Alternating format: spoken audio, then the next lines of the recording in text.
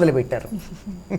కానీ ఆ చద్దన్నం అంటే మరి దేవుడికి రాత్రి వండింది పెట్టలేం కనుక అప్పటికప్పుడు వేడివేడిగా, అందులో చలికాలం చలేస్తూ ఉంటుంది, అట్లాంటప్పుడు వేడివేడిగా పెడితే ఇష్టంగా తింటాడని చెప్పి ప్రధానంగా మొట్టమొదటి ఏది పెట్టినా చెప్పేది ఏంటి, కట్టె పొంగలి అని చేస్తారు. పొంగల్ రెండు రకాలు ఉంటుంది కనుక అందులో కారంగా ఉండేది కటు పొంగలి లేక కట్టె పొంగలి. అంటే పెసరపప్పు, బియ్యం, నెయ్యి, మిరియాలు, సొంటి పొడి లేక అల్లం, ఇంగువ ఇవన్నీ కలిపి పూర్వకాలం సైంధవ లవణం వేసేవారు, ఇప్పుడు మామూలు ఉప్పు వేస్ట్ చేస్తారు. దీనికి కూడా ఒక కొలతలు ఉన్నాయి. మామూలుగా ఎట్లా పడితే అట్లా చేయడం కాదు.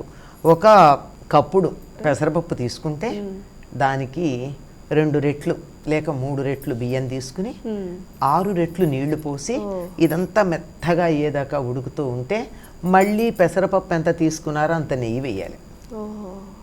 నెయ్యి వేసి మెత్తగా ఉడుకుతూ ఉండగా అంతకుముందే చక్కగా వేయించి పెట్టుకున్నటువంటి ది కానీ లేక అది బాగా ఉడుకుతూ ఉన్నప్పుడు కానీ అందులో నేతిలో వేయించినటువంటి